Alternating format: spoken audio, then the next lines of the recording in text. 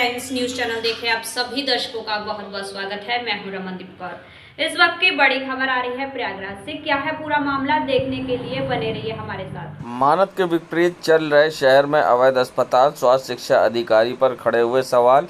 सूबे के मुख्यमंत्री योगी आदित्यनाथ ने झोला छाप डॉक्टर व मानक के विपरीत चल रहे अस्पतालों को लेकर जहां सभी जिले के मुख्य चिकित्सा अधिकारियों को कार्रवाई के निर्देश दिए थे। मुख्यमंत्री के आदेश के बावजूद संगम नगरी प्रयागराज में जहां पुराने शहर इलाके में मानक के विपरीत अस्पताल संचालित हो रहे हैं, कई अस्पताल घर में संचालित हो रहे हैं तो कई गेस्ट हाउस में, और कई के पास तो ना पार्किंग है और ऐसे में कई के पास सिंगल एंट्रेंस है। ऐसे में कभी भी बड़े हादसे हो सकते हैं कुंभ के दौरान। वहीं सीएम के आदेश को लेकर उनका कहना था कि जो भी अस्पताल है उसे लेकर हम लोग अस्पताल के बाहर बोर्ड लगवा रहे हैं जिस पर अस्पताल की जानकारी सार्वजनिक हो जाएगी। उसके बावजूद अगर कोई नियम कानून के विरुद्ध अस्पताल चला रहा है तो उस पर भी कार्रवाई की जाएगी। मगर सवाल खड़ा होता है कि क्या बिना लाइसेंस के अस्पताल चल रहे हैं, और अगर इनका लाइसेंस दिया गया तो स्वास्थ्य शिक्षा अधिकारी ने किस आधार पे इन्हें लाइसेंस दिया है, ये भी एक जांच का विषय है। सूबे के मुख्यमंत्री योगी आदित्यनाथ ने जहां स्वास्थ्य विभाग को सख्त निर्देश दिए थे, जो झोला छाप डॉक्टर हैं या फिर अवैध तरीके से हॉस्पिटल चला रहे हैं उन पर कार्रवाई के लिए। मगर अगर बात करी जाए संगम नगरी प्रयागराज की, तो प्रयागराज के पुराने शहर में कई ऐसे अस्पताल हैं जो मानक के विपरीत चल रहे हैं या घर में संचालित हो रहे हैं। और सबसे बड़ी बात ये भी है कि कुछ ऐसे अस्पताल भी हैं जो क्लिनिक का रजिस्ट्रेशन कराकर अस्पताल चला रहे हैं। फिलहाल इन पर किस तरह की कार्रवाई होगी, इसको लेकर जब बात की गई प्रयागराज के सीएमओ आशु पांडे से, तो उनका क्या कुछ कहना था, आइए आपको दिखाते हैं। सिर्फ पुराने शहर में ही नहीं, समूचे शहर में और साथ में जनपद के अन्य भी जितने भी चिकित्सा संस्थान हैं हमारे, उनके लिए ये आवश्यक हो गया है एक नियम के तहत कि वो अपना जो भी पंजीकरण उनका हुआ है मुख्य चिकित्सा अधिकारी कार्यालय में, उस पंजीकरण से रिलेटेड एक निर्धारित प्रारूप पर एक सूचना पट्ट पर अपने चिकित्सालय के बाहर एक बोर्ड लगाएं जिसमें वो सारी सूचनाएं हों कि उनका पंजीकरण कब से कब तक का है, उनके यहाँ कौन कौन सी पैथी की प्रैक्टिस होती है, कौन से विशेषज्ञ उनके यहाँ आते हैं। तो ये जिसको हम डिस्प्ले ऑफ इंफॉर्मेशन कहते हैं, तो ये डिस्प्ले ऑफ इंफॉर्मेशन के नियम को हम सख्ती से और पालन कराने जा रहे हैं, जिससे कि जो क्रेडिबल चिकित्सालय हैं वो तत्काल जो हमारे इस तरह के चिकित्सालय हैं जो अपंजीकृत हैं उनसे अलग बिल्कुल दिखने लगे। तो बाहर से ही जनता को पता चल जाएगा कि ये चिकित्सालय हमारा पंजीकृत है, ये चिकित्सालय नहीं पंजीकृत है। ऐसे भी हॉस्पिटल चल रहे हैं जिनके पास ना पार्किंग है, जी, इतना सारी व्यवस्थाएं, एंट्रेंस भी एक ही है, उसमें भी पार्किंग है, और अगर इस तरह की कोई घटना होती है जी, और क्योंकि कुंभ में यहाँ पे काफी लोग आएंगे जी, तो उस पर किस तरह से अभी हाल ही में क्या होगा? जी बिल्कुल। देखिए, चिकित्सा संस्थानों का जो पंजीकरण होता है उसमें कई डिपार्टमेंट्स का रोल होता है। उसमें हमारे नगर निगम का रोल है, फायर वालों का रोल है, बायोमेडिकल वेस्ट मैनेजमेंट के लोगों का रोल है। तो उन सबके सर्टिफिकेट्स जब तक नहीं आते हैं तब तक हम ऐसे चिकित्सालयों को अमूमन रजिस्टर नहीं करते हैं।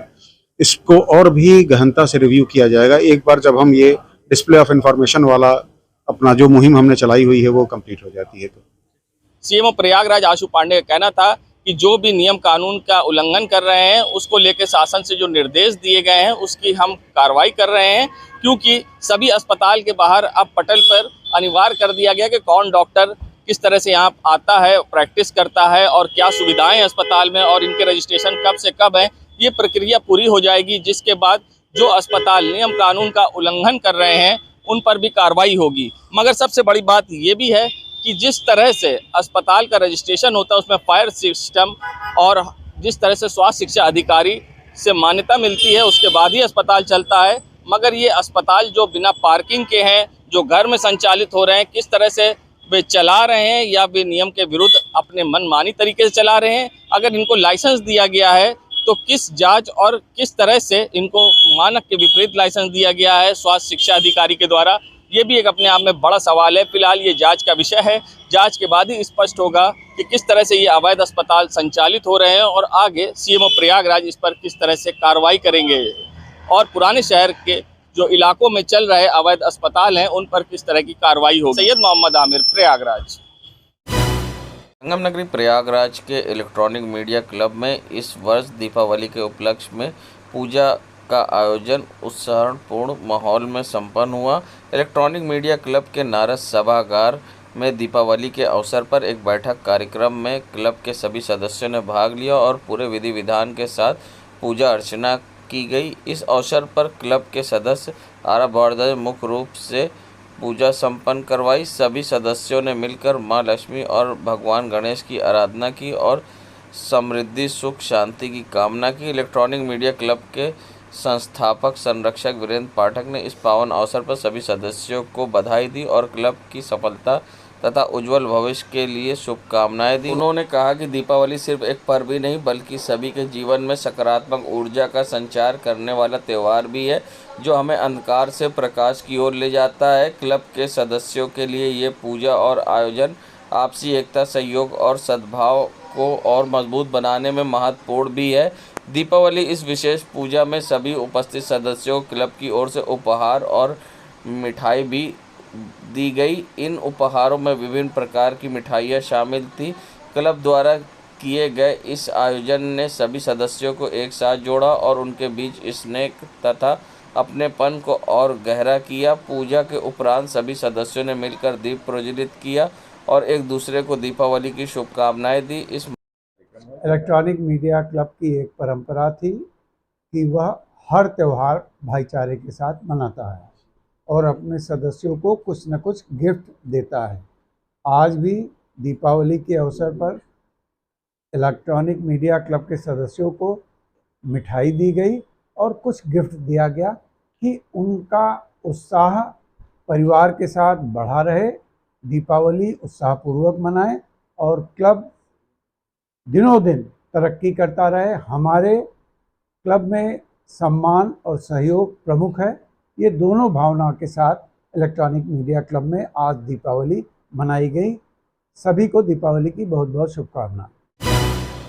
सूबे के मुख्यमंत्री योगी आदित्यनाथ ने जहां कानून व्यवस्था और यातायात नियम को लेकर सख्त निर्देश दिए थे, मगर उसके बावजूद खुलेआम नियम कानून की धज्जियां उड़ा रहे हैं लोग और यातायात नियम का उल्लंघन कर रहे हैं। ऐसे ही एक वीडियो संगम नगरी प्रयागराज के कचहरी जिलाधिकारी कार्यालय के बाहर वायरल हो रहा है, जिसमें एक लग्जरी कार डिवाइडर पर स्टंट करती दिखाई दे रही है, जिसमें बड़ी दुर्घटना भी हो सकती थी। महाकुंभ में लाखों रुपए लगाकर जहां डिवाइडर पर रंग रोगन कराया जा रहा है, तो वहीं इसी तरह स्टंट करने वाले डिवाइडर को क्षतिग्रस्त भी कर रहे हैं, नियम कानून की धज्जियां उड़ा रहे हैं और ऐसे में कोई भी बड़ी दुर्घटना हो सकती थी। अब स्टंट का वीडियो सोशल मीडिया पर वायरल हो रहा है। अब देखना होगा इस पर आगे किस तरह की कार्रवाई होती है और क्या इसी तरह स्टंट करने वाले खुलेआम नियम कानून की धज्जियां उड़ा रह सकते हैं। आप देख सकते हैं ये नज़ारा है जिलाधिकारियालय के बाहर का, जहां पर आप देख सकते हैं किस तरह से डिवाइडर पर कार चढ़ाई जा रही है और कार चढ़ाने के बाद उस पर किस तरह से डिवाइडर पर चलाया जा रहा है। यहीं पर जिलाधिकारी कार्यालय है और सामने ही खुलेआम डिवाइडर पर गाड़ी चलाकर नियम कानून की धज्जियां उड़ाई गई। और सबसे बड़ी बात है, आप देख सकते हैं यहाँ पर इलेक्ट्रिक पोल है और किस तरह से गाड़ी यहाँ पर स्टंट कर रही है डिवाइडर पर और नियम कानून की धज्जियां उड़ा रही है। अब देखना है कि किस तरह से ये बेखौफ लोगों पर कार्रवाई होगी और खुलेआम नियम कानून की धज्जियां जिस तरह से उड़ाई गई है, इन पर पुलिस किस तरह से सख्त चालान करती है और इनकी धज्जियां उड़ाने के कारण यहाँ डिवाइडर भी खराब हो रहा है। संगम नगरी प्रयागराज के नकाश कोना क्षेत्र में सेवई मंडी स्थित कॉटन कलेक्शन में मौलाना उमर की फारूक की दुकान में इन्वर्टर की बैटरी फटने से दुकान के बाहर बैठे चाय की दुकान पर लोगों में अफरा तफरी मच गई। वहीं स्थानीय लोगों ने इसकी सूचना दुकान मालिक को दी। ताला खोलकर जैसे ही शटर उठाया गया तो आग की लपटें देख स्थानीय लोगों में हड़कंप मच गया और तत्काल लोगों ने पानी डालना शुरू किया, जिससे आग समय रहते काबू पा लिया गया। वहीं दुकान में रखे कुछ बंडल कपड़े के जलकर राख हो गए। गनीमत ये रहा कि बैटरी फटने की घटना समय पर हुई, ऐसे जिस समय लोग चाय की दुकान पर बैठे थे और ऐसे में बड़ी घटना देर रात में होती तो सारी दुकान का सामान जलकर राख हो जाता और लाखों का नुकसान होता। फिलहाल दुकान के बाहर बैटरी फटने से लोगों में हड़कंप मचा, जिससे आग पर लोगों ने काबू पाया। देश दुनिया की खबरों के लिए world media times news channel को सब्सक्राइब करें।